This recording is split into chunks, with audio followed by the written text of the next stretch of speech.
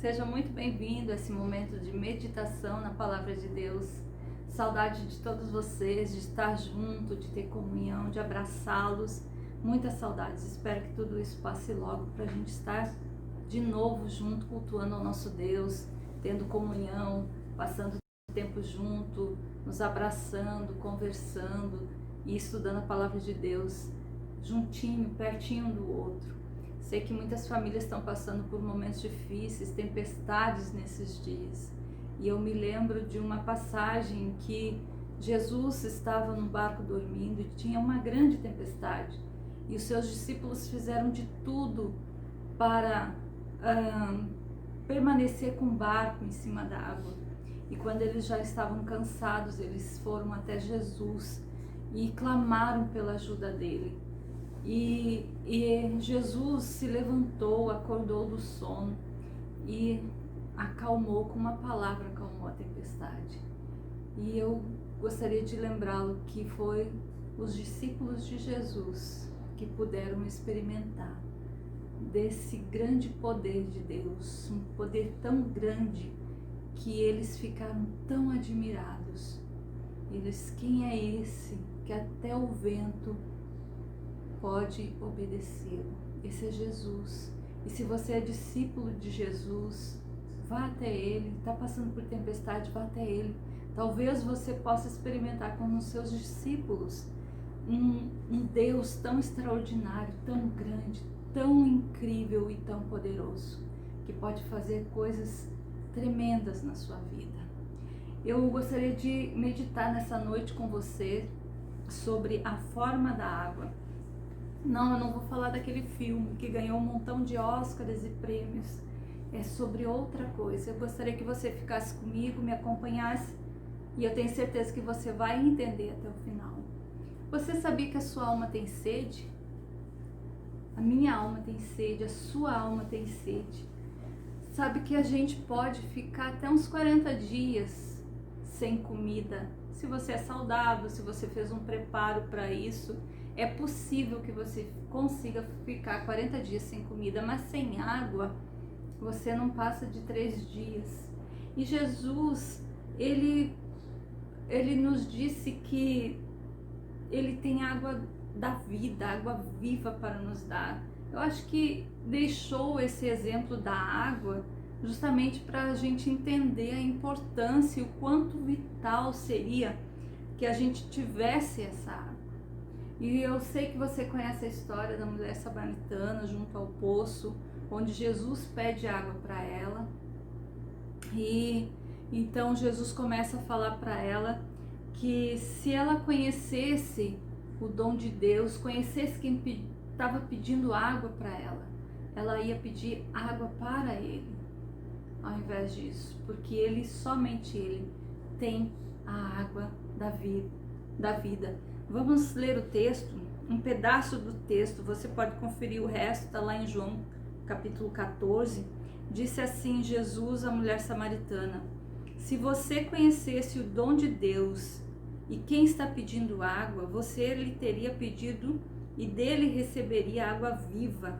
Disse a mulher: o Senhor não tem como tirar água, e o poço é fundo, onde pode conseguir essa água viva? Acaso o Senhor é maior do que o nosso pai Jacó, que nos deu o poço do qual ele mesmo bebeu, bem como seus filhos e seu gado? Jesus respondeu: quem beber dessa água terá sede outra vez, mas quem beber da água que eu lhe der nunca mais terá sede. Ao contrário, a água que eu lhe der se tornará nele uma fonte de água a arrojar para a vida eterna. E outra passagem, disse Jesus em João 7,38: se você crer em mim, do seu interior fluirão rios de água viva. E eu gostaria de meditar algumas coisas sobre isso, que a nossa alma tem sede. O salmista falou: a minha alma tem sede. Nós somos feitos do mesmo material que o salmista era feito. A alma dele tinha sede, a nossa alma também tem sede. Foi Deus que nos fez. Eu creio nisso, foi Deus que fez os seres humanos. E quando Deus fez os seres humanos, Ele colocou no coração de cada ser humano o anseio pela eternidade. A gente pode comprovar isso lá em Eclesiastes 3:11. Ele diz: Ele fez tudo apropriado ao seu tempo. Também pôs no coração do homem o anseio pela eternidade. Então Deus nos fez e Deus colocou esse anseio para que a gente possa voltar para Ele. Mas como Deus é um Deus amoroso, Deus é amor, e no amor à liberdade, Ele quer que nós possamos escolher estar com Ele. Por isso Ele nos dá essa liberdade de escolhermos estar com Ele. Ele colocou lá o anseio, o desejo de voltar para a casa do Pai. Mas a escolha é de cada um, de voltar ou não para a casa do Pai. Deus colocou esse anseio. O salmista disse: a minha alma tem sede de Deus, do Deus vivo. Quando poderei entrar para apresentar-me a Deus? Salmo 42:2. E em Salmo 63:1 diz: ó Deus, Tu és o meu Deus, eu te busco intensamente, a minha alma tem sede de Ti. Todo o meu ser anseia por Ti, numa terra seca, exausta e sem água. Esse era o anseio do coração do salmista.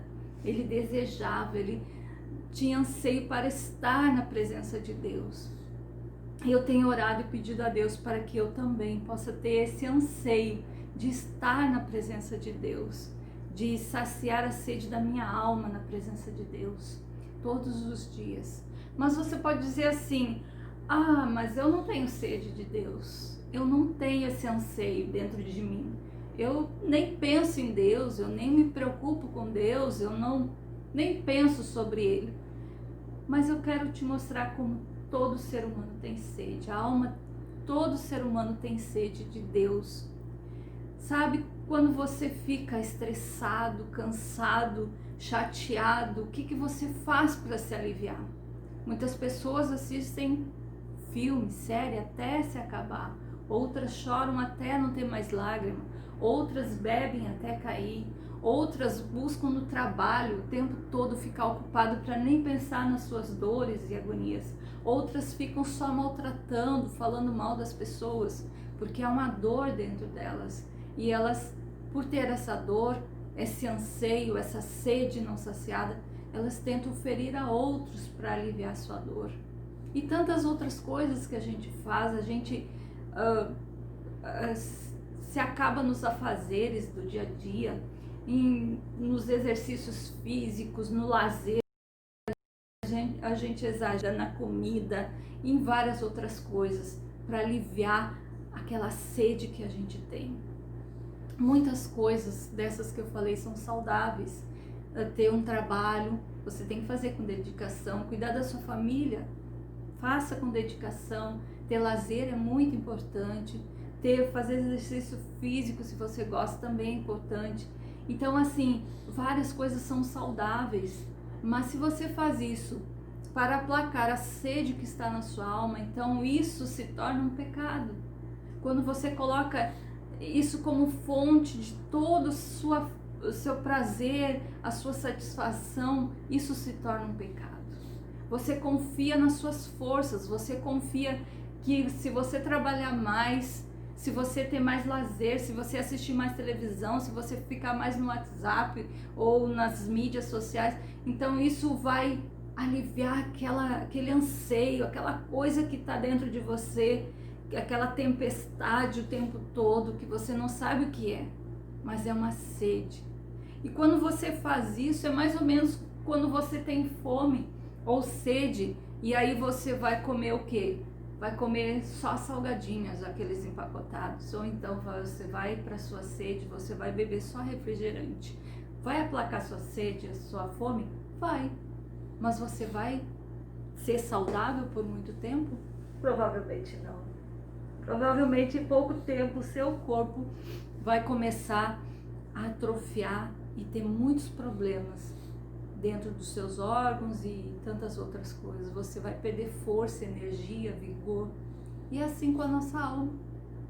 Quando nós alimentamos a nossa alma de outras coisas que não sejam Deus, ela também vai atrofiando, ela vai morrendo, ela vai se despedaçando. E Salmo 115, 4-8, até o versículo 9, diz que ali está falando sobre ídolos. E um ídolo é tudo aquilo que você põe no lugar de Deus, que você adora e se dedica e presta culto acima de Deus. Pode ser um filho, pode ser um relacionamento, pode ser um trabalho, pode ser qualquer outra coisa, um lazer, um prazer, a sua carne, qualquer outra coisa que você não deixa de satisfazer, mas você põe acima de Deus, isso se torna um ídolo. E lá no Salmo 115, 4-8, ele diz que você se torna parecido com aquilo que você adora, você se torna, se molda com aquilo que você adora. Versículo 9 diz que a gente deve, ou adora e confia, não só adora, mas confia.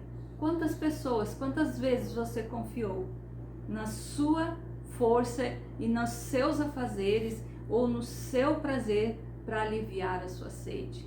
Você não confiou em Deus, você não buscou a Deus, que é o fonte de água viva. E ele diz no verso 9, confie no Senhor, Ele é socorro e é escudo. Deus é aquele que vai nos socorrer em todos os momentos e é aquele escudo que vai nos proteger de tudo que a gente tem medo, de tudo que a gente possa vir a deteriorar a nossa vida, a nossa alma. Ele é o nosso socorro. Então, quando a gente procura satisfazer os nossos anseios, a nossa sede em algo que não é Deus, nós nos tornamos parecido com aquilo. E quando a gente se torna parecido com algo que não é Deus, a gente abre uma porta para a destruição da nossa alma e da nossa vida, do nosso futuro. Por quê? Porque nós fomos criados com um propósito. Todo ser humano foi criado com um propósito. Jesus falou lá em Mateus 4:10, adore, está escrito, adore somente o Senhor seu Deus e a Ele preste culto. É um mandamento de Jesus. E por que a gente não deve adorar outra coisa que vai nos tornar parecido com ela e não a Deus? Porque o propósito que Deus nos criou foi para que a gente se tornasse parecido com seu Filho Jesus Cristo. Olha o que está escrito lá em Romanos 8:29, diz assim, pois aqueles que de antemão conheceu, também os predestinou para serem conforme a imagem do seu Filho, a fim de que seja o primogênito entre muitos irmãos. E também tem outro texto em Efésios 1:4-6, que diz assim, porque Deus nos escolheu nele, antes da fundação do mundo, para sermos santos e irrepreensíveis em sua presença. Em amor nos predestinou para sermos adotados como filhos por meio de Jesus Cristo, conforme o bom propósito da sua vontade, para o louvor da sua gloriosa graça, a qual nos deu gratuitamente no amado. Então, quando a gente adora outra coisa no lugar de Deus, nós estamos pecando contra Deus. Isso causa e gera em nós morte, uma morte espiritual. E por isso que nossa vida não funciona. Eu pensei num exemplo muito simples. Talvez você pense em outros exemplos aí mais complexos, mas eu quis te dar um exemplo muito simples. É como você pegar um liquidificador e botar a roupa para lavar dentro dele. Não vai funcionar. Não vai funcionar, você sabe disso. Porque o liquidificador foi feito para um propósito. Então, quando nós nos desviamos do propósito para o qual nós fomos criados, a gente não funciona direito. Olha o que ele diz lá em Jeremias. Jeremias, capítulo 2, versículo 13, diz o seguinte, meu povo cometeu 2 pecados contra mim. Eles me abandonaram, embora eu fosse a fonte de água viva. E depois cavaram as suas próprias cisternas, mas essas cisternas estão rachadas e não podem lhes dar água. Meu povo cometeu 2 pecados. Qual o primeiro pecado? Abandonar a Deus, adorar outra coisa no lugar de Deus, que não seja Deus. O segundo pecado, porque a nossa alma tem sede, nós cavamos cisternas. Cisternas porque a nossa alma tem sede. Como eu disse antes, as cisternas rachadas que Deus está falando aqui, a gente procura satisfazer nos vícios, nos pecados, no trabalho e em várias outras coisas. E esse é o problema, porque que muitos de nós lutamos e lutamos por anos para vencer um pecado. Porque a gente tenta cortar o pecado, a parte de cima, aquele vício que está lá, mas a gente não consegue, porque depois de um tempo a gente retorna para ele de novo. Porque a raiz do problema está lá na primeira parte do versículo: abandonar a Deus.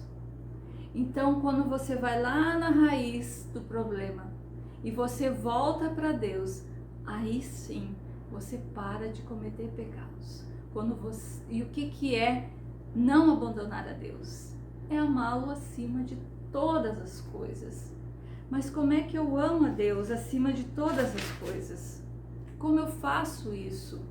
Jesus falou que se a gente não amasse a Deus acima da nossa família, acima das coisas, acima dos nossos parentes, acima da nossa vida, ele disse que nós não éramos dignos dele. Porque Jesus quer que a gente abandone a família? Não. Ele quer que a gente coloque ele em primeiro lugar. Porque aí sim, todas as outras coisas vão estar no lugar certo e vão ter a medida certa da nossa dedicação, do nosso amor e do nosso serviço. Sem isso fica tudo bagunçado, como eu falei, a nossa vida. Então, colocar Deus acima de todas as coisas, não abandonar Deus, é amá-lo acima de todas as coisas. Mas como é que eu amo a Deus? Como eu posso amar a Deus acima de tudo isso?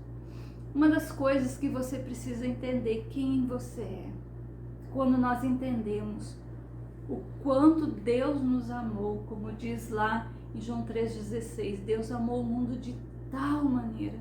Nós éramos predestinados à ira de Deus, nós não tínhamos direito algum de graça, de perdão, mas Deus nos deu a graça, que é o seu favor imerecido, mandando Jesus para morrer no nosso lugar. Quando você entende o quanto Deus te amou, o quanto Deus te perdoou, a resposta a isso vai ser: você vai amar a Deus, você vai se dedicar a Ele, você vai ter uma vida de devoção para Ele. Quando você entende o quanto você é amado. Deus nos amou primeiro, diz a palavra de Deus, por isso a gente consegue amar. Então Deus te amou primeiro, é só por isso que você consegue amar, é só por isso. Então assim, nós estávamos sujeitos à ira de Deus. Alguém falou uma vez que sem que a pessoa tenha um profundo decepção consigo mesma, ela não consegue se converter ao Senhor. Sem você entender o quão pecador nós éramos, quão merecedor da ira nós éramos. Mas como é que a gente entende isso? Como é que a gente consegue entender que nós éramos pecadores, que nós somos pecadores? Deus disse que Jesus falou assim, que ele iria para o Pai, mas ele ia enviar o Espírito da verdade, que ia convencer o mundo do pecado, da justiça e do juízo. Precisamos do Espírito Santo de Deus para nos convencer. E sabe, só tem uma forma de você amar a Deus. Não existe outra forma. Eu gostaria de ler com você esse texto que fala sobre isso. João 14:21 diz assim: aquele que conhece os meus mandamentos e os obedece, esse é o que me ama. E aquele que me ama será amado do meu Pai, e também eu o amarei e me revelarei a ele. Então assim, Deus só tem uma forma de você amar, mas você só ama aquele a quem muito te perdoou, como Jesus falou. Quando você entende o tamanho do amor de Deus, você nunca vai entender, nós nunca vamos entender, talvez na eternidade, mas quando você começa a compreender o quanto Ele te ama, você devolve esse amor, essa obediência, essa devoção e essa dedicação a Deus. E quando a gente alinha a nossa vida nesse caminho que é Jesus, no seu amor, aí a nossa alma, ela é saciada, ela entra num descanso, os nossos anseios, eles se acalmam, a paz que excede todo o entendimento, ela vem sobre nós, ainda que você tenha caos e problemas na sua vida, mas a esperança e a fé permanecem lá. Você pode ficar até desanimado às vezes, mas o Espírito Santo te anima e te faz continuar, porque Ele está lá, saciando a sede da sua alma, o anseio da sua alma. E é essa forma que Deus deixou na nossa alma, quando Ele colocou o anseio no coração do homem pela eternidade, Ele deixou essa forma que só cabe a água da vida, que é o seu Espírito Santo. Então não adianta você colocar e tentar encaixar outras coisas, não vai caber. Essa é a forma única da água da vida, que é o seu Espírito Santo, que vai se encaixar em nós e que vai saciar os anseios do nosso coração. E Deus diz que derramou sobre nós o Espírito Santo, Ele derramou tanto que quando nós recebemos o Espírito Santo, a gente pode transbordar, como eu falei no início, de nosso interior fluem rios de água viva para outras pessoas. E é o Espírito Santo que nos convence do pecado, da justiça e do juízo. É Ele que nos ensina todas as coisas. Ele é o nosso conselheiro. É aquele que nos guia através de toda a verdade. Essa é a função do Espírito Santo, que intercede por nós com gemidos inexprimíveis. Ele é conselheiro, aquele que te aconselha quando você não sabe o que fazer. Mas se você tem o Espírito Santo, chega diante dele e diz: Espírito Santo de Deus, me aconselha aqui, eu preciso. É a função dele, te auxiliar, te aconselhar a como viver da maneira que Deus quer que você viva.